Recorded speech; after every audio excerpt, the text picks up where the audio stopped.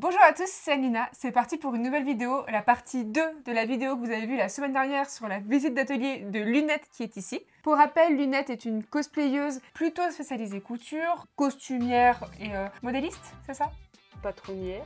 Patronnière qui fait des patrons et qui commercialise des patrons, en particulier de corsets ou de robes, plus inspiration on va dire fantasy, cottage, tout ça. Oui, bah pour l'instant j'en ai pas fait mais oui, ça arrivera. C'est plutôt ton univers, on va le dire comme ça. La semaine dernière, on a visité ton atelier et aujourd'hui, Lunette va nous présenter 2 costumes qu'elle a réalisés pour qu'elle puisse nous les présenter. Donc l'idée c'est qu'elle en parle, rentrer un peu plus dans son univers, mais cette fois à travers le costume et pas à travers le lieu de création.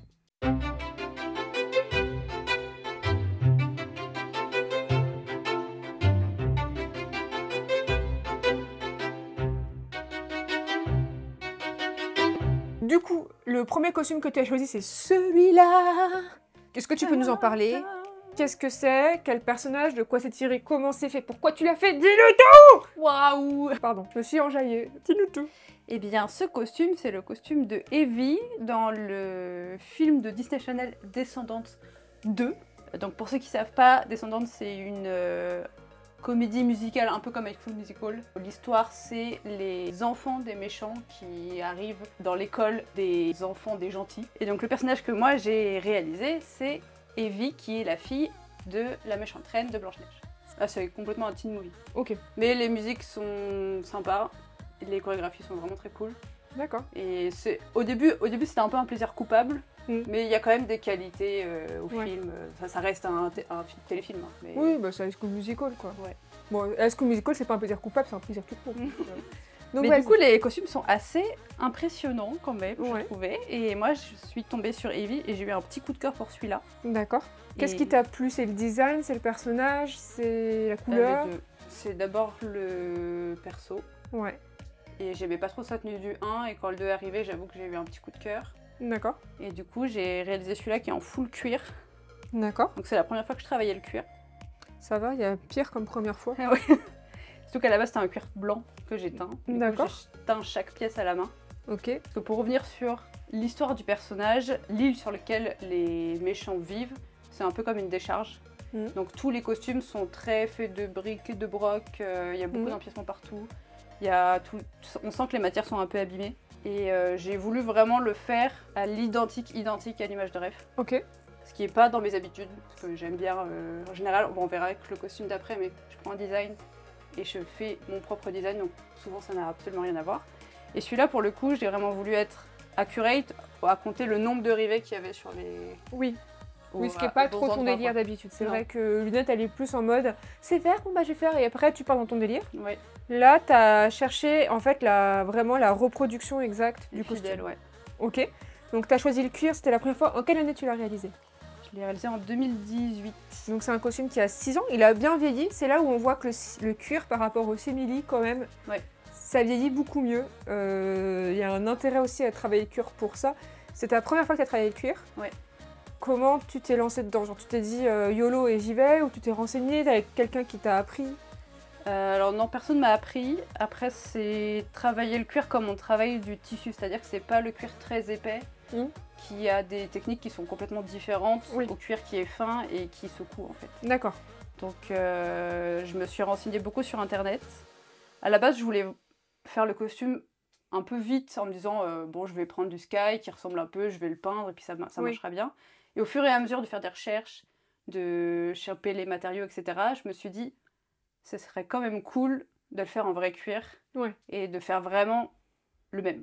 Oui. Le même que dans le film. Okay. Sachant qu'à l'époque, il y avait très peu d'images de ref, j'avais 2 images de promo où je pouvais vraiment zoomer dessus. Mais tout le reste, surtout pour le dos, pour les intérieurs, etc., ça a été beaucoup de recherches, de making-of, d'arrêt sur image, de déduction, parce qu'il y a des moments où il faut déduire. Du coup, je suis allée au Puce de Saint-Ouen, il y a un magasin qui vend du cuir. D'accord. Dont je n'ai plus le nom. Et ils avaient énormément de différents cuirs, sachant que c'est la première fois que moi je touchais cette matière, je ne savais pas s'il fallait du cuir de vache, de veau, il y a plein de choses très différentes. C'est vrai que quand on se met au cuir, moi je me souviens que quand j'ai commencé pour Kiles, je voulais choisir un cuir et j'étais alors il y a marqué veau, vache, machin. Alors déjà ça me dégoûte parce qu'il y a le nom de l'animal et ça me rappelle trop ce que c'est et j'ai pas envie qu'on me rappelle ce qu'est le cuir. Je suis dans le déni complet de ce qu'est un cuir. Et en plus, comment tu sais lequel, pourquoi, comment ça se teint, comment ça se travaille, c'est vrai que c'est super dur ça comme... Enfin, je trouve que c'est la première difficulté du cuir, c'est juste comprendre. Ouais, comprendre comment ça fonctionne. Ouais. Et après, l'avantage, c'est que là, j'ai touché, en fait, tous les cuirs qu'il y avait. Et je me suis dit, ah, celui-là, il est un peu trop épais, celui-là, il est un peu trop fin. Et les cuirs qui, moi, me correspondaient pour qu'ils soient suffisamment fins, c'était des peaux qui étaient assez petites. Du coup, il m'en fallait plein. Oui. J'avais pas fait mon patron avant, je savais pas combien il m'en fallait. Oui. Et l'avantage, c'est que la personne qui gère la boutique venait d'avoir un arrivage de 10 pots. D'accord. Qui était à peu près de cette taille-là, je dirais. Ouais, 50 sur 50, quoi, globalement. 50 ouais, 70. Ouais, à peu près, ouais. Et elle m'a fait un prix si je prenais toutes les pots. Donc, genre, j'ai pris 10 pots pour 200 €. Ce qui reste un gros budget, mais ça reste une matière qui est très résistante. Qui vit bien. Et puis qui est une matière chère. Le cuir de base, c'est quand même très très cher. Quand j'ai acheté, j'avais pas prévu de faire un concours avec. Et puis après, au fur et à mesure de bosser, je me suis dit c'est dommage quand même de le laisser autant aller en concours avec. Ouais. Et c'est pour ça que j'ai fait les concours avec. D'accord, donc à la base, c'était vraiment juste, elle est trop stylée, vas-y, je la fais. Et en plus, c'est une nouvelle technique. Je le fais pour une fois un peu vraiment accurate. En fait, c'était un challenge complet pour toi. C'est complètement un challenge, ouais. Et je pense que même aujourd'hui, ça reste, même si maintenant je le revois, je vois des défauts, etc., ça reste, je pense, le costume le plus fidèle que j'ai fait jusqu'à présent. Oui. Parce que j'ai fait d'autres costumes qui sont fidèles à l'image de rêve. Mais celui-là, il est vraiment un cran au-dessus. Et c'est ce costume qui m'a fait débloquer le côté, tant que ça me plaît pas, je recommence. Et jusqu'à que j'ai vraiment un truc qui me plaise. Le perfectionnisme un peu toxique. Exactement. D'accord. Mais après, on est content. Après, on est content. C'est vrai, après, on est fiers. C'est vrai que là, moi, je le vois de près. Je mettrai des inserts du costume de près après. Mais c'est vrai qu'on voit que tu as mis du temps dans les détails. Tes coutures, tes surpiqûres, elles sont très droites. Elles sont pas 1 mm à droite, 1 mm à gauche. Mais enfin, on voit qu'en tout cas, tu as mis du temps dans les détails et dans les finitions pour que ce soit très propre. Et c'est vrai que ça fait costume de cinéma. Alors du coup, de quoi tu es le plus fière dans ce costume? Cette couronne. Bon, j'ai regardé plein de making-of de la costumière, etc., pour savoir comment c'était fait et pour essayer d'avoir le plus d'infos possible. Et en zoomant sur le costume, je me suis rendu compte que c'était des matériaux AliExpress. D'accord. Je savais que ça n'avait pas été fait sur mesure, qu'ils avaient chopé des trucs à droite à gauche, etc. Et du coup, je me suis mis en tête de vouloir trouver exactement la même couronne. J'ai trouvé une boutique qui la faisait une seule dans tout AliExpress. C'est quand même beaucoup. Ça m'a pris beaucoup de temps. Vraiment pour rien, enfin pour une couronne quoi, mais... Elle a passé 500 € sur un costume, dont 300 sur AliExpress pour une couronne. En vrai, j'ai passé énormément de temps sur AliExpress. Parce qu'il y a beaucoup de petits trucs, de petits rivets, de petites fermetures éclairs, de choses partout. Donc la partie dont elle est plus fière, c'est cette couronne. Parce qu'elle y a passé du temps. Mais c'est pas ce dont je suis plus fière, c'est la globalité du truc. Je me doute. Ce costume-là, comme on disait avant, tu l'as porté en concours. Tu l'as porté au concours aux sélections du C2E2 à Paris Comic Con. Paris Comic Con. Paris Comic Con. Tu as été sélectionné pour représenter la France. Et donc, grâce à ça, tu es parti à Chicago. Mais ça, vous le retrouvez dans l'interview de Lunette sur la chaîne. N'hésitez pas à aller le voir, elle en parle en détail. Par contre, ce qui nous intéresse, c'est ce que tu as caché derrière ton dos. Le book que j'ai fait dans l'avion et que j'ai imprimé à l'hôtel pour 40 $. 40 $? Il y avait que ça. Non, c'est les petites boutiques dans les hôtels qui coûtent très cher. Et donc c'est un book qui détaille en fait tout le process. Tout le process. Attends, je vais le montrer. Vas-y, tu parles et moi je montre. Après, toutes les photos là, elles sont dans une story à la une sur Instagram. Oui, comme ça les gens pourront aller voir plus en détail. Mais c'est tout le process du costume. Donc c'est souvent des books qu'on retrouve dans les concours cosplay internationaux qu'il faut fournir et tout. Ah, il est beau ton book. Hein. Et dedans, tu as détaillé en fait aussi tous les accessoires et tout. Les close-up du costume. Parce que j'en avais fait imprimer 2, j'en ai laissé un au jury. Comme le concours est 100% costume, on pouvait leur laisser un book pour les délibérations, pour qu'ils puissent revoir le costume, etc. Donc il y a de mémoire 47 fermetures éclairs qui ont toutes une taille différente. J'ai enlevé tous les maillons quand il fallait un par un. Et j'ai remis les petits crans d'arrêt là. Tu m'angoisses. Ça m'a pris beaucoup de temps. Ça m'angoisse. Il y a eu à peu près 400 rivets et beaucoup de sortes de rivets différents. Oui, t'as les ronds, t'as les clous carrés, les clous ronds. T'as la petite couronne. La petite couronne. Les boules. Ah ouais, il y a beaucoup de... Effectivement, en fait, quand on s'y intéresse, il y a beaucoup de choses très différentes. Des demi... Ah oui, non, mais le nombre de fermetures éclair est insupportable. Toujours plus, tu sais. Toujours plus. Et ce qui est cool sur ce costume, c'est qu'il... Alors ça, je peux l'enlever. Je peux enlever ça et ça. Et c'est un vrai perfecto en fait. Ouais. J'ai pris un patron de perfecto, pour le coup. La jupe, c'est moi qui fais le patron. Ça, j'ai pris un patron de perfecto que j'ai modifié. Et entièrement doublé, et tu peux enlever la jupe en plus. Je peux enlever la jupe et je peux aussi enlever les manches. Ok. Trop bien, donc là, tout est en kit. Oui. Parce que dans le film, ils dansent avec. Ouais. Et pas pratique de lever les bras avec des manches. Ouais. Donc ils ont fait des manches amovibles. Et la moitié du film d'ailleurs, elle a pas les manches. Ok, en fait c'est vraiment l'image de promo, elle a les manches, mais après elle les enlève pour chanter quoi. Donc là, tu feras des close-up, mais on peut enlever les manches. Ah, trop bien. Et du coup, t'as pris combien de temps de faire ce costume? Est-ce que t'as une idée du nombre d'heures que t'as passé dessus? En heures, non. J'ai commencé en février à acheter tous les matériaux. Ouais. J'ai fini début juillet en travaillant dessus quasi à temps plein. Ah oui, ouais, du coup, bien 4-5 mois temps plein quasi. Ouais. Ah ouais, c'est du taf. Hein. Et ça, c'est une partie du costume. Il y a le pantalon, il y a le legging, qui a aussi des empiècements partout, sinon c'est pas drôle. Bah oui, avec la panne de velours, incroyable. Oui, la seule fois où j'ai acheté de la panne de velours de ma vie. Pour ça, pour être accurate. Et ça, c'est le t-shirt. Donc le t-shirt de eBay. Que j'ai dessiné sur Photoshop et que j'ai fait imprimer. Ah d'accord. C'est de l'impression sur tissu. J'ai passé beaucoup de temps pour, pareil, avoir le motif le plus fidèle possible. Ouais. Sachant que la plupart du temps, elle le porte sous la veste, donc on voit pas tout. Donc le devant, ça allait, et le dos, j'ai fini par trouver une image, mais c'était pas évident. Ok. Et donc du coup, on va dire 4-5 mois temps plein. Et dernière info qui peut intéresser les gens, dont tu n'auras peut-être pas la réponse, mais je demande quand même. Est-ce que tu as une idée du prix que ça t'a coûté en tout, sans la main d'œuvre? Je parle en termes de matériaux en général. Combien à peu près? 800. 800 €? Ouais. Ok. Parce qu'il y a 200 € de cuir, il y a 250 € de teinture. Ouais. J'ai acheté beaucoup de teinture, je savais pas combien il me fallait, j'ai acheté des gros bidons. Il y a tous les rivets, toutes les fermetures claires, ça finit par monter, même si c'est acheté sur AliExpress ou dans les merceries qui font des prix gros. Ça reste plein de petits montants qui, mis bout à bout, ça monte vite. font cher. Pareil, la perruque, c'était une lace front, je l'éteins, ça rajoute de la teinture à tissu. Beaucoup de petites choses qui s'accumulent et à la fin, ça fait 800, entre 800 et 1000 €. Ouais, mais ça, c'est 800 et 1000 € de matériaux. Mais à revendre, par contre, si c'était fait sur mesure pour quelqu'un, pas version utilisée, pas portée et tout, on serait sur le triple quasi de prix. Ah, plus que ça. Ouais, plus, hein, vu le... J'avais fait un post où j'avais mis des costumes et j'avais mis le temps d'heure. Du coup, j'avais mis, je sais plus, 700 heures dessus. Et j'en revenais à un tarif horaire à 14 000 €. Ouais, d'accord. Donc un costume comme ça vaut 14 000 €. Bon, sachant que maintenant, si je devais le refaire, je le ferais plus vite. Oui, tu le ferais beaucoup plus vite. Maintenant, tu as plus de technique, tu as plus d'expérience. Et puis le patron, il est fait. Oui. S'il faut le refaire aux mêmes dimensions, ça irait plus vite. Mais après, chaque pièce, elle a été teinte plusieurs fois.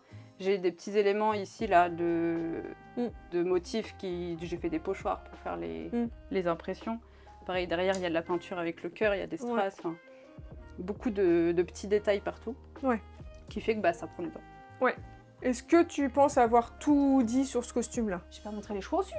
T'as pas montré les chaussures. J'ai pas montré les chaussures. Donc t'as pris une base que t'as... Ouais, une base que j'ai trouvée en solde.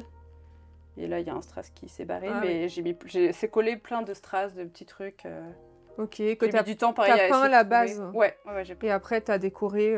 Ça, c'est des trucs fun à faire. C'est pas méchant quand je dis ça, mais c'est un peu les projets do-it-yourself maternels où tu colles des trucs sur des choses et c'est joli. Oui, mais en plus, c'est un peu le principe, hein, franchement. Oui. Quand et les chaussures, c'est vraiment ça dans le cosplay, je trouve. C'est tu prends une base, tu colles des strass, tu mets 3 dentelles et t'es là, oh, c'est mignon. Je propose qu'on passe tout de suite au deuxième costume, sinon la vidéo va durer 3 heures et vous n'avez peut-être pas 3 heures devant vous à écouter sur YouTube.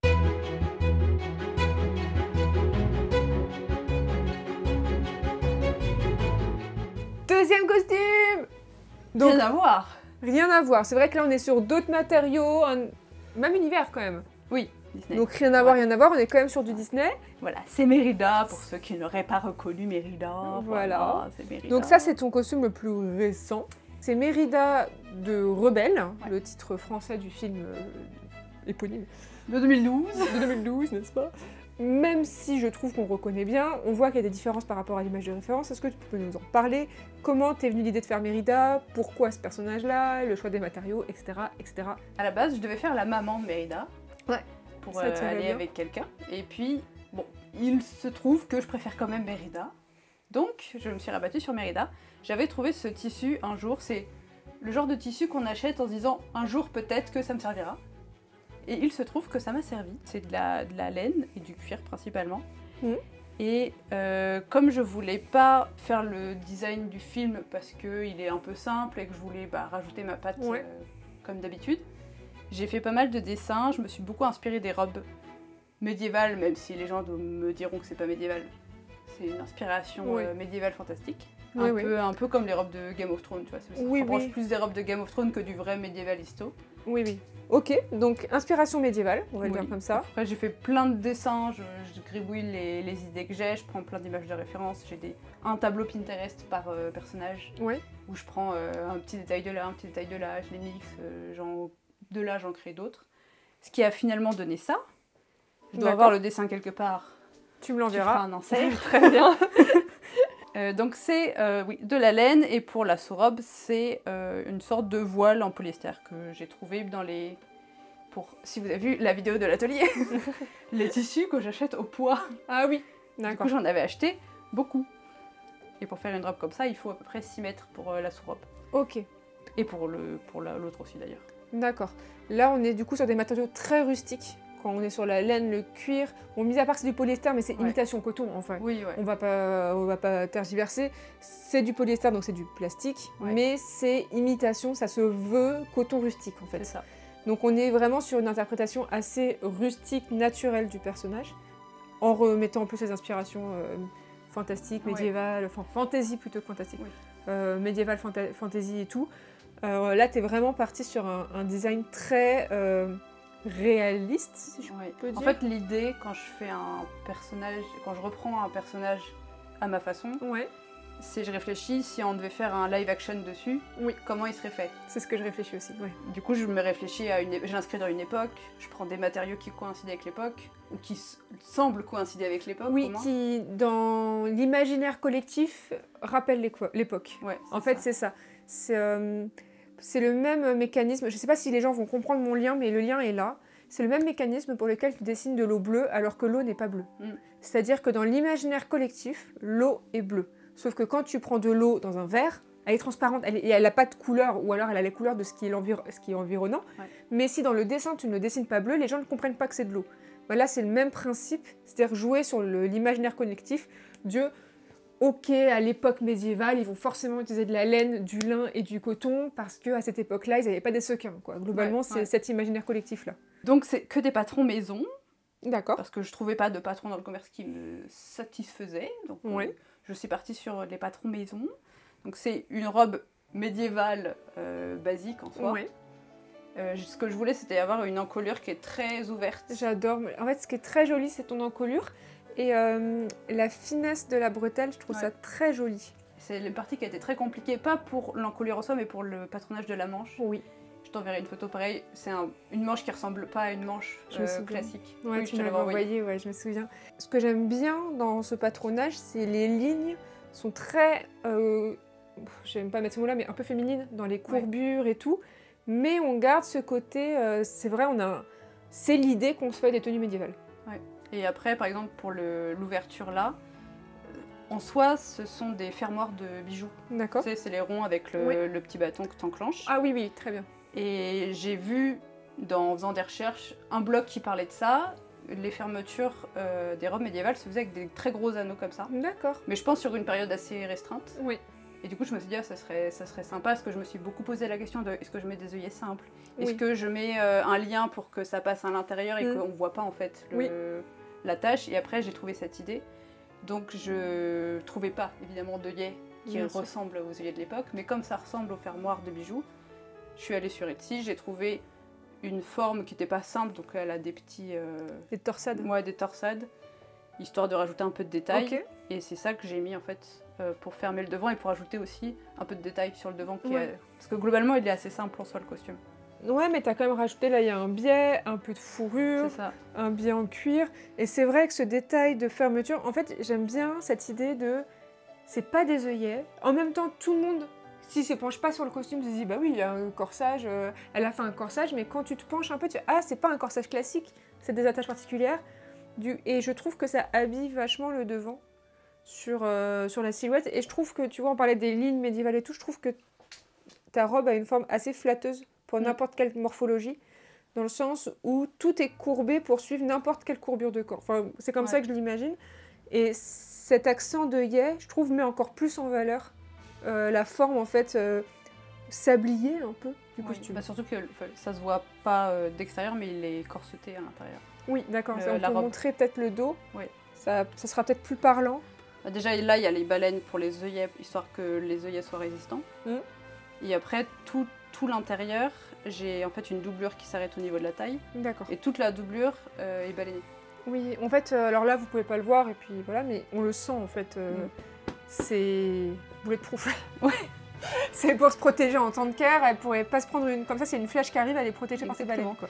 Mais l'avantage, c'est que du coup, ça me fait vraiment la taille marquée. Oui. Et j'ai pas une partie qui remonte ou quoi, surtout sur l'avant. Là, il y a aussi des baleines, mais j'ai pas ça qui plisse, par exemple. Oui, ça se maintient et ça reste une forme, du coup... je pense qu'elle est la forme que tu avais dessinée, en fait. Ouais. Parce que, du coup, Lunette, elle est quand même... donc, elle disait qu'elle faisait de l'animation 3D dans son interview et dans sa visite d'atelier. Mais à la base, quand même, t'es plus du côté 2D dessin, enfin concept, c'est ce que t'aimes bien et tout. Je trouve dans ton style de dessin, la particularité, c'est que tu travailles beaucoup les shapes, les formes. Il y a beaucoup de courbes. Ouais, c'est-à-dire que tu sens qu'il y a une ligne, il y a un accent de dynamisme, et du coup, on retrouve ça dans ton costume. Là, t'as parlé de la robe donc corsetée, patron maison. Ouais. Avec de la laine, doublée en laine aussi? Non, doublée en coton. C'est du coton laine, je crois. Ouais, parce que c'est une doublure qui est pas trop épaisse. Le patron, tu l'as fait toi-même. Pour info, est-ce qu'il est dispo ou pas? Il devrait l'être, mais je ne sais pas quand, parce que faire un patron, ça prend beaucoup de temps. D'accord, donc ça c'est bon, La chemise à la reine. Ouais, moi, je l'appelle ça comme ça. Oui, c'est une chemise médiévale classique. En fait, c'est un très grand tube qui est resserré au niveau du col, sous la poitrine et à la taille. D'accord. Donc un peu comme une chemise à la reine en soi. Ouais, c'est ça, parce que moi je vois vraiment la peinture de Marie-Antoinette. Ouais. Tu sais, elle est trop belle cette peinture, moi c'est vraiment le rêve de vie. Mais c'est un peu la même chose, quoi. Ouais. Mais c'est pas le même patronage qu'une chemise à la reine. D'accord. Mais on va dire que c'est à peu près pareil. Et du coup, c'est du polyester. J'ai juste la dentelle là que j'ai trouvée, que j'ai chinée. C'est une dentelle des années 40. Oh, ça rend vachement bien. Ouais. Ça rajoute un truc... c'est ça, en fait je trouvais ça simple et je voulais pas forcément faire... Sur le dessin original, elle a une espèce d'emmanchure au niveau du bras. Oui, effectivement. Pareil, de la même matière que sa robe. Et je voulais pas forcément le faire. Du coup, je me suis dit, faut rajouter un peu de détail, que ce soit pas trop nu au niveau des bras. Donc je voulais rajouter un empiècement, une ouverture. J'adore. Et du coup, cette espèce de guipure vraiment de lingerie années 40. Ah, je suis fan. Ouais. Mais ça, j'adore. Le détail est très simple, mais en même temps, ça rajoute quelque chose, quoi. Et là, t'as une sorte de ligne de détail. J'aime trop. Mais moi, je suis trop fan de ce qu'elle fait. Soyez fan de vos potes. Leçon numéro 1 de l'amitié. Et ça, pour la ref, c'est une robe de... Si vous aimez les costumes histo et les séries histo un peu second degré, on va dire. Il y a une série qui s'appelle The Greats avec Elle Fanning. D'accord. Et les costumes sont incroyables. C'est sur Catherine de Russie, donc c'est époque 18e, si je dis pas de bêtises. Je parle à quelqu'un qui est nul en date. Donc... Moi aussi. Ouais, voilà. 18e, ça se trouve c'est 17, mais bon, c'est dans ces eaux-là. Et elle a une tenue. D'accord. Et avec cette espèce de fourrure au niveau des manches. Ouais. Et je trouvais ça trop mignon. Je trouve ça trop beau. Et du coup, j'ai rajouté ça, puis il y a les barons, un peu comme l'ours de Mérida. Bah oui, et puis la couleur va bien, elle se marie bien et tout, c'est très joli. Et maintenant, tu ne nous as pas parlé de la ceinture? Non, après, tout ce qui est au niveau de la taille, c'est du cuir. Et du coup, c'est du cuir que j'ai... Tout est fait main. Donc c'est pas des ceintures que j'ai chinées, à part la boucle que j'ai chinée sur Vinted pour 2 €. T'as marqué boucle de ceinture 3 ours ou ça? J'ai marqué ceinture ours, ouais. Et je tombais dessus. Vinted, c'est vraiment un mystère. Ouais. Qui a mis ça? Qui s'est dit quelqu'un va le trouver? Bah oui, mais du coup personne n'a pensé à mettre ça. Bah et du coup moi je l'ai trouvée pour 2 € et elle était dans mes favoris pendant facile 2 ans. Ah ouais? J'ai eu du bol que personne l'achète. En même temps, qui va excusez-moi. Qui l'achète? Je sais pas. À part toi. Oui, donc en fait, t'as embossé la ceinture. Oui. On verra, on fera des close-up, mais t'as embossé, c'est toi qui m'as appris un peu à faire le cuir et tout. T'as bien, enfin pas poncé, mais lissé tes angles, machin et tout. Et le carquois aussi, du coup, est fait maison. Ouais. Avec ça, c'est un motif qu'on retrouve dans le film. Tu l'as embossé toi-même? Ouais. Trop beau. Pour le petit rappel des ours. Ok. Alors du coup, combien de temps pour faire ce costume? Combien de temps ça te prend de 200 heures. Peut-être. Qui correspond à, on va dire, globalement... 3 mois. Ouais, c'est ça. Un mois, 35 heures par semaine, c'est 150 heures. Ouais, c'est ça. Donc, 3 mois, mais pas à temps plein, quoi. Ouais, ok. Et en termes de prix, tu dirais que en matière première, ça t'a coûté combien? Pas très cher, en vrai, parce que c'était 2 coupons qui devaient être autour de 20 € de laine. Ouais. Ça, bah, du coup, c'était au poids, c'était peut-être 20-30 €. Ouais. Et le cuir, c'est de la récup. Ouais, donc à la base, je l'ai acheté, mais en soi, c'est de la récup. Mais on est sur pas 100 un cuir € que j'avais en gros pour la partie tissu, et tu rajoutes la wig peut-être à 40-50 €. Ouais, il y a 2 wigs à 25, donc ça c'est fait ce que je 50. me doutais vu le volume. Mm. Donc ça te fait en gros 150 € pour avoir quand même un costume et les très bottes, sympa. c'est une réussite d'un autre costume. Oui. Bah en fait, c'est vrai que garder les chutes de cuir pour faire ce type d'éléments, bah, surtout qu'il faut pas grand-chose. Voilà, les attaches là, c'est une attache pour les jupes, pour que les gens comprennent. En gros, c'est pour venir coincer la jupe ici et comme permettre ça, d'avoir la jupe qui est retenue en hauteur et on voit la chemise en dessous. Ça fait du layering, ça rajoute du détail en bas pour pas avoir un tombé trop lourd. Ça se porte beaucoup dans les tenues médiévales justement, dans les reconstitutions, dans les GN et tout. C'est un truc. Comment ça s'appelle? C'est un skirt hook en anglais. Ouais, ça. Moi, j'allais dire les porte-jupes. Ouais, mais... je sais pas si on a vraiment un mot en français. Mais voilà, ça s'utilise beaucoup pour ça. Moi, j'en avais acheté pour qu'il laisse pour accrocher d'autres trucs dessus, en fait, tout simplement. Ouais. Et j'ai mis ça, c'est aussi parce que Mérida, dans le film, elle crapahuite dans la forêt. Ouais. Donc c'est pratique de pouvoir prendre sa jupe. Et... Bien sûr. Donc il y a aussi une part de comment elle ferait dans la vraie vie, quoi. Bien sûr, et comment elle ferait pour pas se prendre les pieds dans sa robe. Ouais. En vrai, elle couperait, mais bon. Oui. Enfin, de quoi t'es le plus fier dans ce costume-là? Un truc où tu dis je suis fière d'avoir fait ça, ça peut être global, ça peut être une idée générale ou une partie précise. Je crois que je suis assez fière du patron de la robe. Ouais. En vrai. Parce qu'on le voit pas trop, mais on le verra peut-être mieux si je la retourne. J'ai fait des...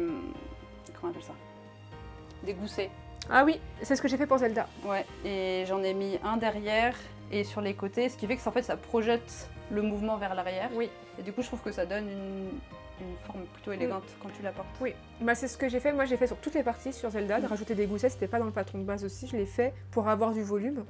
Et je trouve effectivement que ça rajoute dans le tombé et dans la silhouette un truc... Et quand on tourne, bah, ça vraiment joli. Une belle courbe, ouais. Et après, l'embossage du cuir, je suis assez contente. Ouais, ok. Et c'est la première fois que je faisais un carquois. Et bah merci pour cette présentation de costume. Et merci pour la présentation des 2 costumes.